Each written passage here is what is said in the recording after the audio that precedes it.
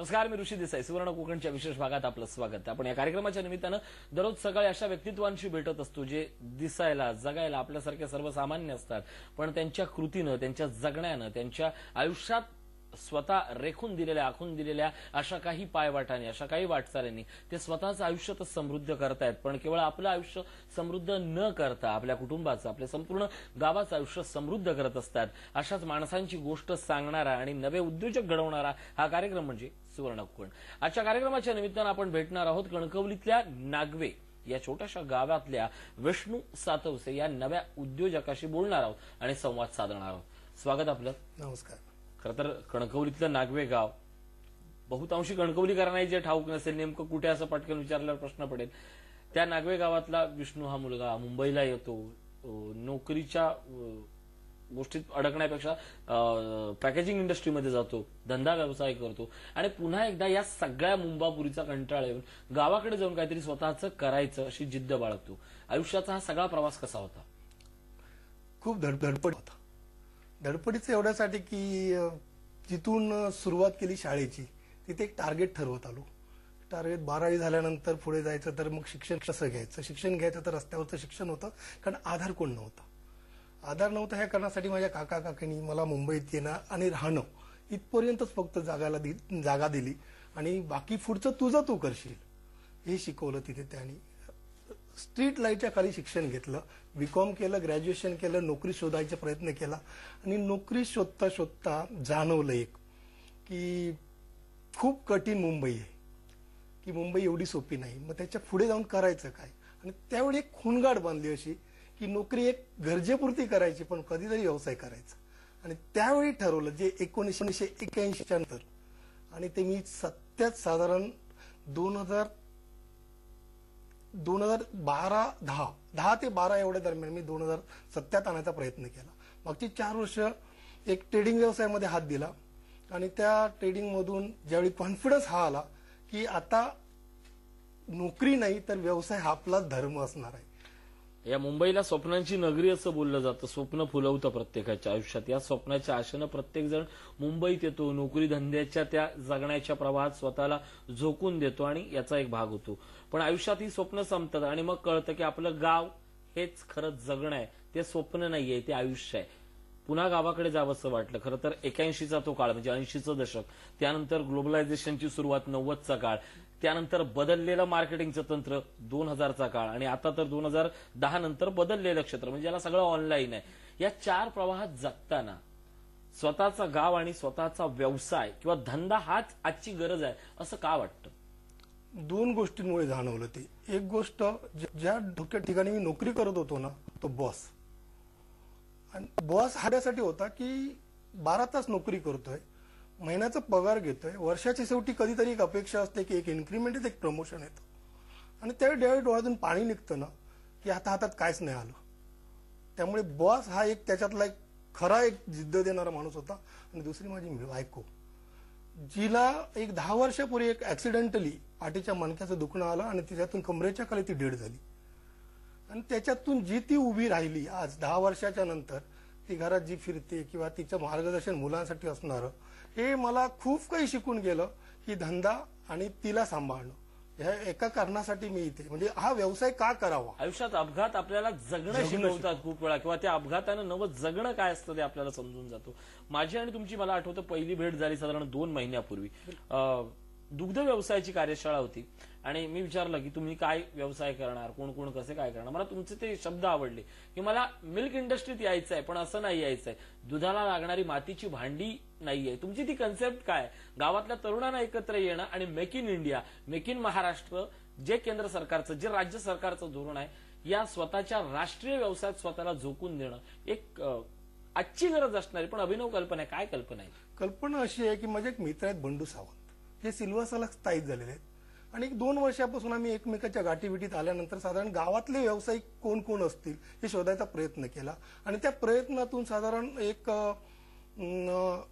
2 महिन्यापूर्वी, म्हणजे इथे यायच्या अगोदरचा एक कालावधी होता तो, आणि त्या कालावधीमध्ये आम्ही एकत्र दादरला भेटलो आणि त्याच्यातून आम्ही 10-12 लोक गावातले जमा झालो आणि आमच्या गावापुरतं एक काहीतरी व्यवसायाचं मार्गदर्शन करण्याचं एक साधन शोधावं ह्या निमित्ताने तिथे आलो. गावी गेलो. गावी गेल्यानंतर शोधता शोधता एक आमच्या गावातला जो समाज आहे तो साधारण 3 वाडीचा समाज आहे, खूप मोठा समाज आहे, कुंभार समाज. आणि आजच्या त्यांच्या हातामध्ये ना शक्यतो जी मडकी वगैरे बनवायची ही बंद झाली.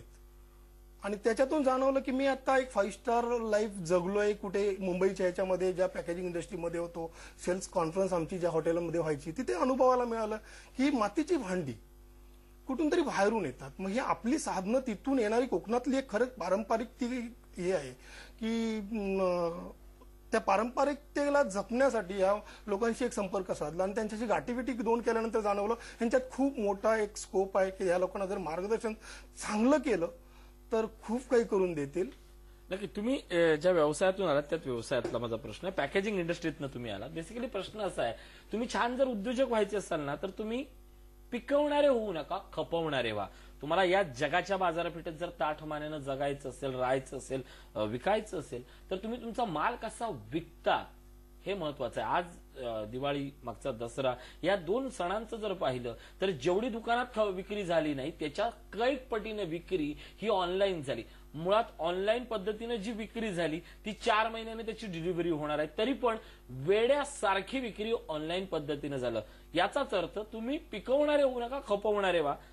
आज कोकणातल्या मालाला एक सुंदर दर्जा आहे, बाजारपेठही आहे, पण त्याला पॅकेजिंग म्हणजे काय, त्याला मार्केटिंग म्हणजे काय, त्याला देखणे पण म्हणजे काय हे कळत नाही. ते जर कळलं असतं तर त्याच्यात आणखीन ही सगळ्या इंडस्ट्रीची, स्मॉल इंडस्ट्रीची ग्रोथ ही पटीनं वाढली असती. खरं आहे ऋषी, की त्याच्यामध्ये असं आहे की मी एक 4-5 वर्षापूर्वी ह्याच रिलेशनशिप महिला बचत गटांना एक ट्रेनिंग देण्याच्या निमित्ताने कोकणात फिरलो आणि तिथून मला ह्या सगळ्या गोष्टी साध्य झाल्या की एक वेगळी कल्पना जाणवली की ह्या लोकांना पुढे आणताना की एक पॅकिंग इंडस्ट्री काय असते ही लोकांना कोणाला माहित नव्हतं. माहित होतं ते शहरापुरतं होतं, तिथल्या लोकांना ते माहित नव्हतं. त्या लोकांना जाणीव करून दिली ह्या गोष्टीची की एक चांगलं वेल पॅक मटेरियल तुम्ही जर आणलं तुमच्यात क्वालिटी आहे नक्कीच, पण ती क्वालिटी अशा पद्धतीने ते मार्केटमध्ये एक्सपोज करणं गरजेचं असतं.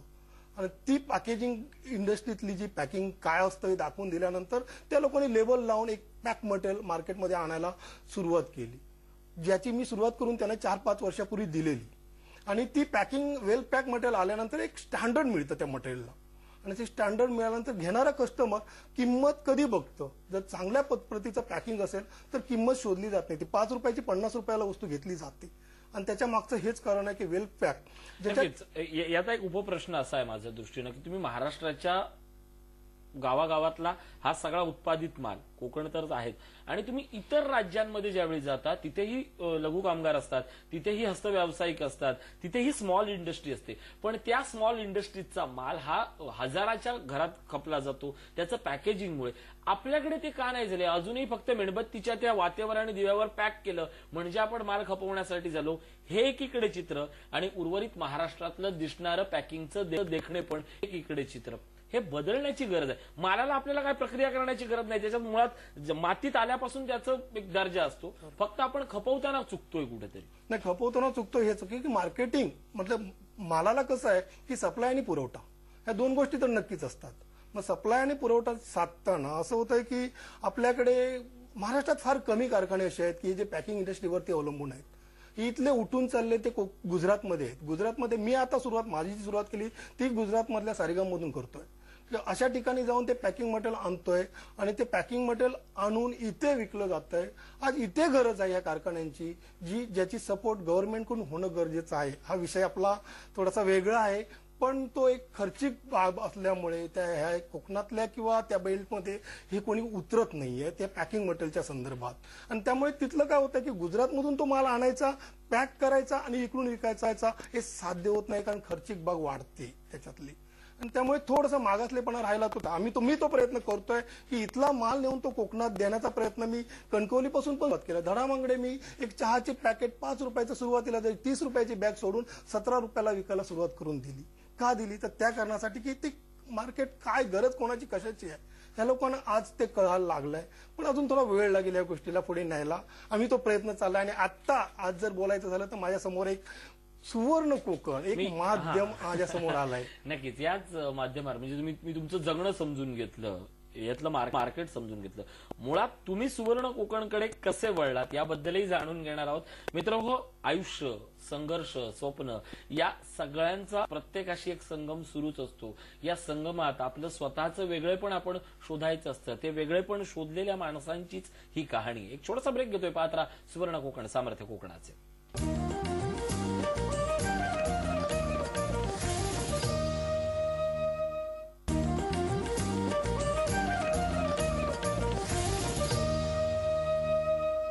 ब्रेकनंतर स्वागत. आपण बोलतो विष्णू सातवसे यांच्यासोबत. सातवसे, मला सांगा की तुम्ही मुळात सुवर्ण कोकणकडे या सगळ्या प्रवाहात कसे ओढले गेलात? या ओढले गेल्यानंतर का आंतरिक उर्मी निर्माण झाली आणि तिथपासून ही उर्मी स्वतःच्या मनात किंवा जिद्दीपुरती न राहता थेट शिलेदार झालात आणि शिलेदार झाल्यानंतरचा तुमच्यातला बदल, या सगळ्या प्रवासामध्ये? सुवर्ण कोकणकडे ऍक्च्युली एक माध्यम म्हणजे व्हॉट्सअपच्या थ्रू एक पोस्ट आलेली पाहिलेली होती. दुसरं काही माझ्याकडे समोर त्यावेळीचं हे नव्हतं. मी ते माझ्या मित्राला पाठवली, कारण मला त्यावेळी त्याची गरज वाटली नव्हती की सुवर्ण कोकण काय हे जाणून घेण्याची खरी गरज वाटत नव्हती त्यावेळी आधी. म्हणून मी मंगेश पाटील म्हणून या माझ्या एका मित्राला पाठवलं. तो एका कार्यशाळेला हजर राहिला. दुसऱ्या वेळी मला फोन केला की दादा तू इथे हजर राहून बघ एकदा. मी दुसऱ्याच कार्यशाळेला दादरच्या हजर राहिलो आणि तिथून जी माझी सुरुवात झाली की इथे काय शिकणं, इथे जे काय आहे हे खरं म्हणजे सतीश परब हे सुवर्ण कोकणचे संस्थापक नुसते नसतील कदाचित. त्यांनी अक्षरशः आमच्या सुवर्ण कोकण किंवा कोकणापुरता न राहता तो आज पुरा महाराष्ट्राचा माणूस झालाय. आणि सतीश परबने जी काही दिशा दिली आहे ती दिशा इथे या सुवर्ण कोकण मला इथे बांधून ठेवल्यासारखं केलंय की मी आता ह्याच्यानंतर बाहेर जाऊ शकत नाहीये आणि माझं कार्य हे इथेच राहील. मी बाहेर किती जरी मोठा व्यवसाय केला तरी सुवर्ण कोकणच्या माध्यमातून तो असेल नक्कीच. संस्था प्रचंड आहेत कोकण विकासाबद्दलच्या, राजकीय नेत्यांची विचारदृष्टी पण आहे कोकणाबद्दलची, पण इथे नेमकं काय वेगळेपण आहे? ऍज अ शिलेदार म्हणून तुम्हाला काय वाटतं की या सगळ्या चळवळीत, या प्रवाहात आपणही आलं पाहिजे? कारण इथं येणं म्हणजे नुसतं ऐकणं नसतं. इथं येणं म्हणजे स्वतः श्रीमंत होणं असतं. एक पैसा स्वतःचा खर्च न करता स्वतःची श्रीमंती स्वतःसाठी आणि स्वतःच्या कुटुंबासाठी ही संकल्पना सुवर्ण कोकण देते. काय सांगाल? इथे पिढी घडवणं सगळ्यात मोठं काय माहिती का, याच्यामध्ये सुवर्ण कोकणचं हे जर साध्य करायचं इच्छित जर असेल ते पिढी घडवणं. आणि हे ज्या मार्गाने चाललंय थोडा वेळ लागेल, जास्त वेळ लागणार नाही. ही नवीन पिढी येणारी, आजच्या आमच्या बरोबर येणारे जे शिलेदार किंवा सुवर्ण कोकणमध्ये येणारे जे सभासद प्रत्येक कार्यशाळेमध्ये, माझं एक म्हणणं असं आहे की ह्या कार्यशाळेमध्ये नुसतं येत राहू नका. नुसतं एका कार्यशाळेला येऊन सोडू नका, तर प्रत्येक कार्यशाळेला तुम्ही येत राहते. कारण तिथून जे शिकणं, मी इथे आलो तर एका कार्यशाळेसाठी निमित्ताने आलेलो, पण मी आज 4 कोल्हापूरची सिद्धगिरीची जी त्यांची हे होती त्या ह्याला भेटायला गेलो. तिथून जाणवलं की इथे खूप काही आहे की इथे, आणि इथे असलेले शिलेदार, इथे कुटुंब आहे. हे कुटुंब असं आहे की इथे पूर्वी एकत्र कुटुंब पद्धत होती. ती एकत्र कुटुंब पद्धत जवळपास आता मुंबईत आल्यानंतर ती नामशेष होत आलेली. आज आम्हाला तिथे सुवर्ण कोकणच्या निमित्ताने एक एकत्र कुटुंब पद्धत दिसली की इथे कोणाचे हेवे दावे नाहीयेत. प्रत्येक जण प्रत्येकाला मदत करायला उभा आहे. मुंबईतला तरुण, गावाकडचा तरुण, प्रत्येकाकडे दोघांकडे जिद्द असते, पण असं वाटतं की शहरात खूप संधी आहेत. तुमच्या दृष्टीने संधी कुठे आहेत? गावाकडे आहेत की मुंबईत? खूप गावाकडे संधी आहेत. गावाकडे संधी आहेत. जाणून घेणं गरजेचं आहे. काय आहे शोधणं, आणि सुवर्ण कोकणात तेच करत आहे. संध्या काय ते फक्त दाखवून देण्याचं, प्रत्येकाची हिंमत करणं गरजेचं आहे. आणि तू ह्याच्या मागे थोडासा एक अभ्यास करणं गरजेचं आहे. अभ्यास हा की मी जे काही करेन ना ते करण्याच्या मागे एक थोडासा अभ्यास हा असा झाला पाहिजे की करेन ते जिद्दीने, ते पुढे पुढे नुसतं करेन, एका एपिसोडला येईन किंवा आणखी बघेन आणि तेवढंच सोडून देईन, तसं होत नाही. 4-4, 5-5 वर्ष लागतात. मी ते केलंय. 5-5 वर्ष एका विषयाचा अभ्यासानंतर त्याच्यात हात घातलाय आणि आज मी 5 वर्षात ज्या जागेवर उभा आहे, मी कमाई सांगत नाही पण मी समानाने खूप समाधानी आज ज्या जागेवर आहे. आणि आज मला एकट्याला नाही तर माझ्या गावातल्या 5-50 जणांना घेऊन जायचंय बरोबर. हीच जिद्द मला महत्वाची वाटते की ज्या पद्धतीनं आज आपण माणूस म्हणून जगताना, आपण उद्योजक म्हणून जगताना स्वतःच्या श्रीमंतीबद्दल अतिशय व्यापक आखीव रेखीव संकल्पना आखतो आणि माझी श्रीमंती माझ्या पुरतीच असेल, पण याची रचनाच अशी असते की तुम्ही एकटे श्रीमंत होत नाही तर तुम्हाला तुमच्या सोबतचा माणूसही श्रीमंत होण्याची गरज स्वतःला भासते. आणि त्या सगळ्या चळवळीचं नाव म्हणजे सुवर्ण कोकण. खरं तर सुवर्ण कोकणच्या निमित्तानं आपण वेगवेगळे प्रवाह, वेगवेगळ्या गोष्टी सांगत असतो आणि टेलिव्हिजनच्या माध्यमातून, या सगळ्या चळवळीच्या माध्यमातून त्या गोष्टी होत असतात. म्हणजे गणेशोत्सवाच्या निमित्तानं प्रत्येक घर तिथे 21 जास्वंदीचं झाड असेल, बचत गटाला दिवाळीला बचत गटांचा माल असेल, या सगळ्या गोष्टी करतो आपण. यावेळी लक्ष्मीपूजनाला असा एक प्रकार केला होता की लक्ष्मी ही तुमच्या सोन्याच्या मुद्रेत नाहीयेत, चांदीच्या प्रतिमेत नाहीयेत किंवा फोटोमध्ये लक्ष्मी नाहीये. तुमची आई, तुमची बहीण, तुमची मुलगी, तुमची पत्नी ही खरी लक्ष्मी आहे. ज्यानं आपल्या कुटुंबाला मानलं त्याला खरी ती लक्ष्मी पावली. प्रचंड त्याला प्रतिसाद आला की लक्ष्मीपूजन यंदा कोकणातल्या घराघरात प्रतिमेत करताना स्वतःच्या स्त्री शक्तीला सन्मानित करून झालं. काय अनुभव होता, कसा रिस्पॉन्स होता? खूप हेलावून सोडणारा अनुभव होता तो. आणि ज्या काय रिस्पॉन्स लोकांच्या आल्या आमच्याकडे, मी एक उदाहरण सांगेन. आज सकाळची मी बिल्डिंगच्या खाली उतरल्यानंतर एक आपले अर्थतज्ञ चंद्रशेखर टिळक, ही व्यक्तीला सगळेजण लोक जाणतात, हात मिळवला आणि मला कडकडून मिठी मारून काय म्हणाले असतील, जे तुम्ही काही केलं ना ते सगळ्यांना, म्हणजे त्यांचा एक 500 ते 1000 माणसांचा ग्रुप आहे, आम्ही पोस्ट त्या सगळ्या ठिकाणी पाठवल्या. पुढच्या वर्षापासून आम्ही तुमच्या बरोबर असू. खूप काही सांगून गेलं. आणि घरातलं वातावरण जे मी स्वतः करताना पण घरात जाणू दिलं नव्हतं संध्याकाळपर्यंत. फक्त एकच सांगितलं होतं की आम्ही आजची दिवाळी आणि हे लक्ष्मीपूजन वेगळ्या पद्धतीने करू, एवढीच फक्त त्यांना माहित होतं.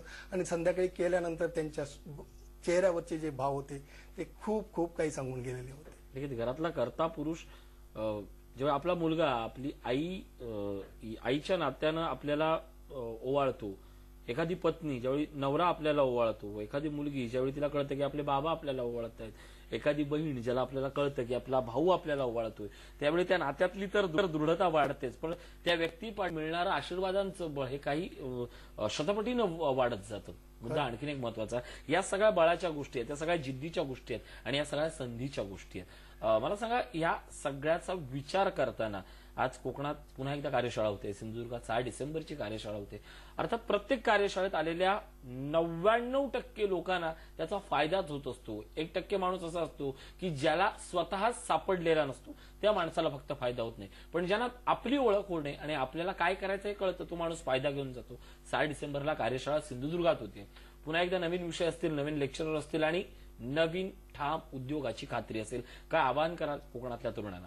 आव्हान हेच करेन की तिथे येणं खूप गरजेचं आहे. आणि प्रत्येकाने, म्हणजे त्या गावात असलेल्या व्यक्तीने, ज्यांना कोणाला माहिती आहे सुवर्ण कोकणच्या बाबतीत नसेल तर आम्ही करून देणं गरजेची आहे ती.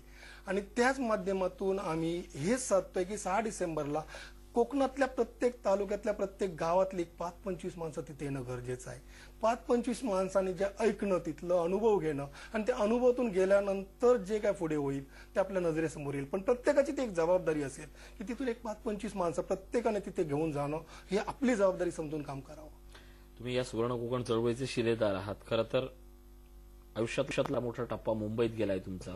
मुंबईतलं जगणं पाहिलंय आणि त्यानंतर गावाकडे जाऊन पुन्हा नोकरीची धडपड तुमची सुरू झाली आणि या सगळ्या प्रवासात तुम्हाला सुवर्ण कोकण मिळाला. एक शिलेदार म्हणून, या सगळ्या चळवळीचे सदस्य म्हणून काय आवाहन कराल या सगळ्या चळवळीत येण्यासाठी, केवळ कोकणातल्याच नाही, महाराष्ट्रातल्या किंवा ज्याला उद्योजक व्हायचे अशा प्रत्येक माणसाला? नाही, चळवळ सुवर्ण कोकण ही चळवळ कोकणापुरती राहिलेलीच नाहीये, ती संपूर्ण महाराष्ट्र ही झाली. कोकणातल्या किंवा इतरही जे आज एक तरुण पिढी म्हणेन मी, तरुण पिढी एवढ्यासाठी की ते नोकरीच्या मागे लागतात, इंजिनियर होतात, डॉक्टर होतात, पण कुठेतरी भरकटतात आणि परत एक 5-25 वर्षानंतर परत हा प्रयत्न करत कुठेतरी व्यवसायात यावं. नाही, त्यांनी आत्ताच व्यवसायात यावं आणि ह्या व्यवसायात आता आल्यानंतर एक 5 वर्ष झगडतील. मार्गदर्शन करायला बरेच लोक पडले तिथे आणि त्यांचं जर चांगल्या राईट ट्रॅकने जर जाता जाता हा जर मार्गदर्शन घेऊन गेलं तर 30-35व्या वर्षी तुम्ही एक चांगले उद्योजक घडलेले असाल. आणि 35व्या वर्षी जर तुम्ही एक काहीतरी उद्योजक म्हणून घडल्यानंतर तुमचं समाधान घेऊन गेल्यानंतर तुमच्यात ती एक जिद्द येईल की तुम्ही आणि 5-10 जणांना घडवाल. नक्कीच.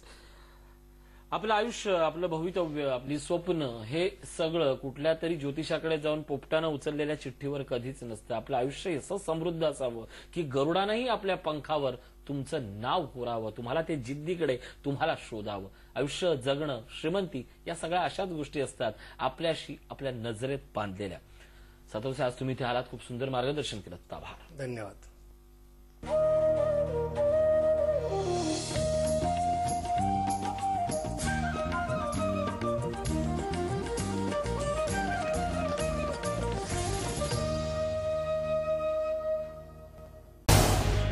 झी 24 तास रहा एक पाऊल पुढे.